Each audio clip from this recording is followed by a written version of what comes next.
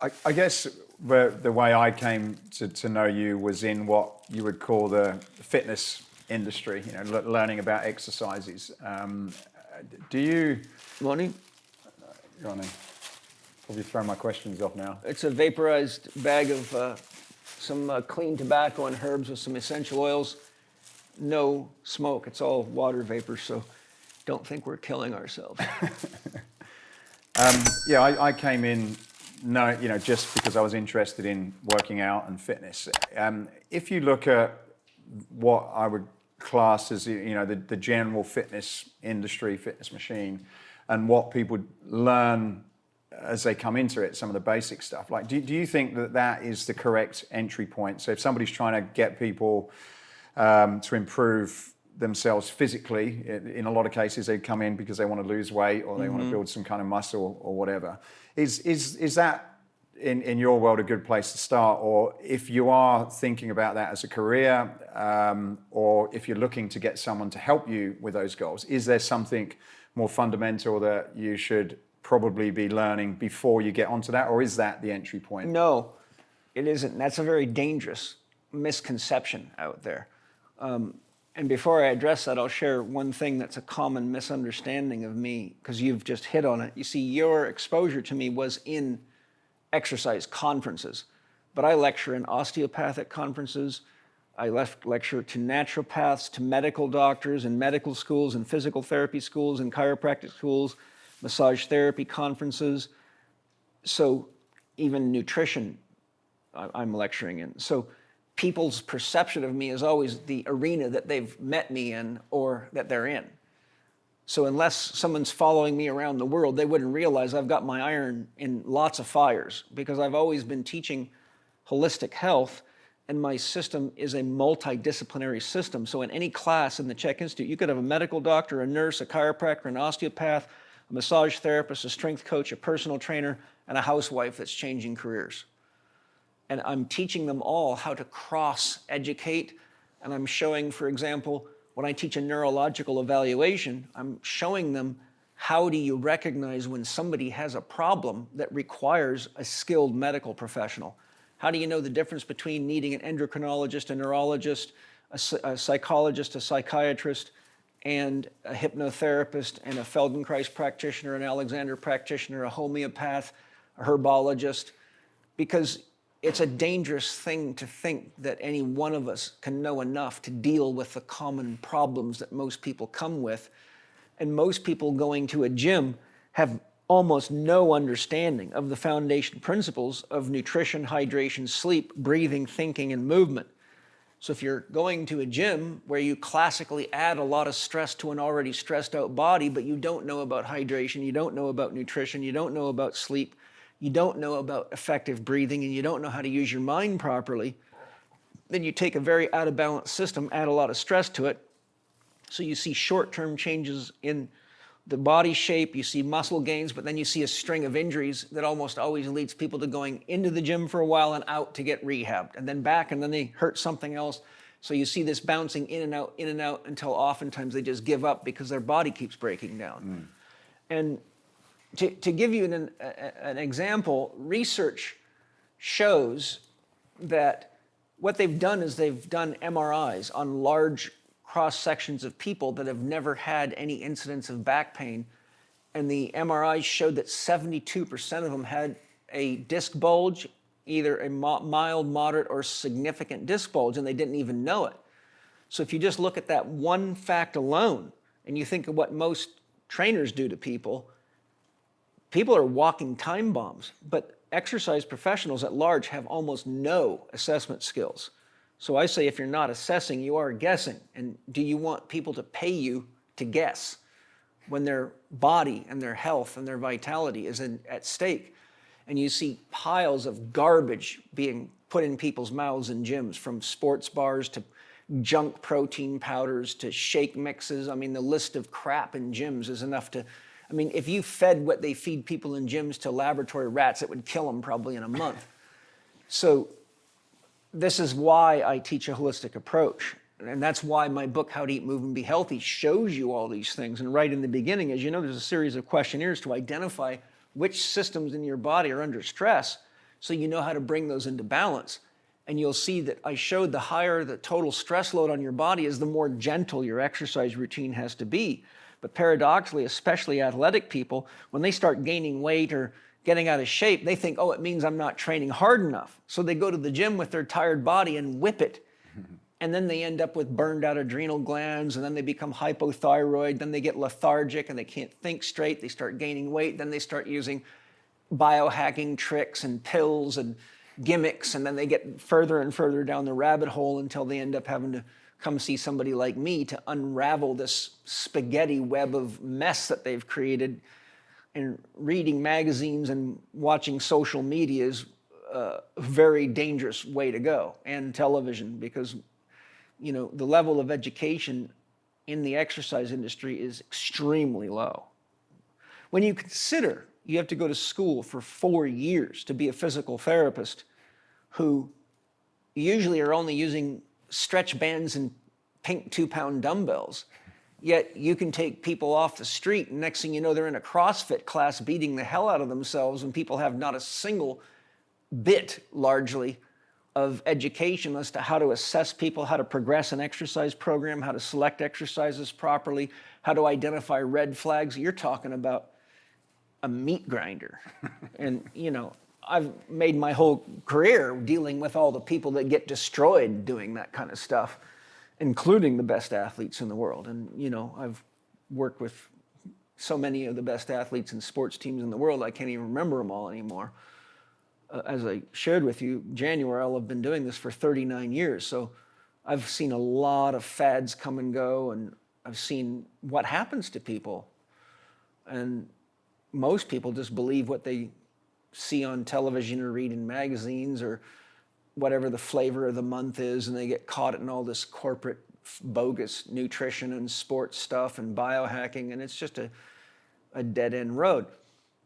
That's why my Integrated Movement Science 1, which used to be Exercise Coach, teaches anybody that wants to use exercise scientifically and holistically how to begin working with a client, what to assess, how to look into their diet and their lifestyle factors, how to look at their overall levels of stress, and then how to use exercise scientifically to balance their bodies and progress them in an intelligent manner. So first we look at flexibility and stability and make sure their posture's right and their body's balanced, their muscles are balanced. Then we go from flexibility and stability to strength, so basic strength development, and only then do we go to power. But if you go to most gyms, people start at power, and as they get in trouble, they go backwards through the chain until they're broken because they keep getting more and more limited in what they can do, and then they're on the floor injured. So I built the system to consider everyone, no matter how famous or how fit they are, has to go through these initial stages so we can evaluate how flexible and stable they are. Do they have functional strength? And do they have the foundation for power movement so that they can do it without injuring themselves and actually maintain their growth and development in their fitness or athleticism so they don't have unnecessary injuries and setbacks? I guess if someone's listening who doesn't know your work, they could say, well, yeah, you've got a system and you've got a business that sells this sort of stuff. Obviously you would say that you've got one of the best systems out there, but are you unique in what you're teaching, or are there other people that also appreciate and understand that, but there's just a lot of people who are coming at it from a different perspective as you? Well, you see, I began my career first as an athlete. So when I was young, I was highly competitive and ranked as a motocross racer. I was a kickboxer. I was a competitive boxer. I played all sports in high school. I was a stock car racer and a drag racer. So my initial development was not only very holistic, living on a farm and having a yogi mother and a farmer father. So I got all the spiritual development and the holistic grounding and the understanding of nature and the soil and where food really comes from. But professionally, I became the trainer of the Army boxing team, where I was working with 30 of the best athletes in the world. And as the trainer of the Army boxing team, our gym was the headquarters for all the elite Army sports, from track and field to powerlifting. So I was interacting with athletes from every sport, and I was the only guy that they knew to go to when they were injured because there was nobody that knew these kinds of things. So what then happened is I went to school to be a sports massage therapist, and then I continued my studies and became licensed as a holistic health practitioner. And then, as you know, I traveled the world for many, many years studying with the best doctors and therapists and experts on key topics that I kept running into as problems. So who's the best at cervical disc injuries? Who's the best at neurological pathology? Who's the best at digestive and eliminative problems? Who's the best at the endocrine system? Who's the best in psychological issues? Who's the best at behavioral change?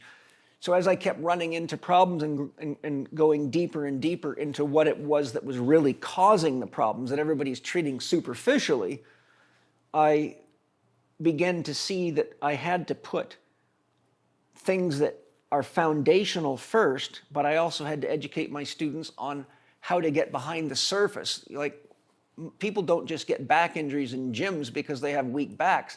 They usually get back injuries in gyms because their guts are all inflamed and they don't know how to lift properly. And when you say, okay, lift properly, I could pull out personal trainer certification manuals from many different organizations showing you that there's no agreement on how to do anything like a deadlift or a squat or any of these types of things. And because most of the people designing these courses have almost no knowledge of functional anatomy, kinesiology, physiology, or the basic sciences you have to do to really design a program like that effectively. But the key point I'm driving at is my professional career is that of a therapist.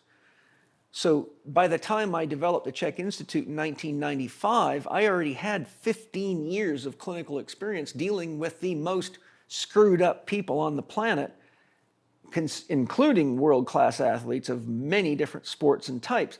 So I was able to see, what is it that you got as an injury and how did you get it? And what are the factors I have to look at to rehabilitate you?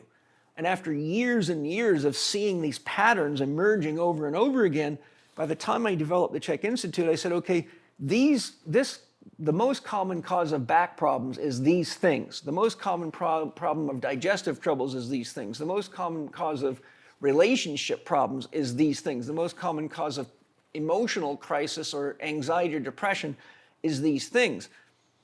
So I built the Institute so that you begin by screening people for the problems that cause the problems. You understand? Mm-hmm. I'm showing people how to get to the etiology, and to do that, you have to look at nutrition, hydration, sleep, breathing, thinking, and movement. If you skip any of those, you will miss an underlying causative force, and you will keep treating symptoms. So you'll keep treating the surface issues, the shoulder that keeps getting hurt, the back that keeps getting hurt, the guts that keep not working. So are there people out there that do these things? There are some, but most of them are very narrow in their focus, because you can't develop a program that's deeper than you are. Mm-hmm. And like I said, I've been doing this for 39 years, and I've studied intensively and practiced intensively and engaged all this in my own athletic career and in my own development. So you can't develop a program that's deeper than you are, meaning your own sort of, or the level of you and the people that are in your team. Is that where you've gone and sort of like bumped up to these sort of situations where you had to go away and sort of learn more things Yes. to kind of figure out how to break through it, right? What I'm saying is, by the time I developed the CHEK Institute's education programs, I had been through so many of my own challenges as an athlete, a father, a businessman, a therapist, and I had worked through so many challenges with people from all walks of life, from business professionals to athletes to housewives to injured workers to, I owned a physical therapy clinic, so I was dealing with insurance cases and workman's compensation cases and everything you can think of. So by the time I developed the Institute, I had a very comprehensive knowledge of very advanced rehabilitation, neurological rehabilitation, motor development, childhood development, infant development, psychological development. So the point that I'm making is the Institute is a reflection of my own development. It's a reflection of my own depth of penetration into the key sciences that you have to have an understanding of, or all you can do is just cut and paste somebody else's stuff and call it your own course. But just because you can regurgitate something I wrote or someone else wrote in a book doesn't mean you really understand it or that you even practice it. You know, I always tell people the best proof of my system is me.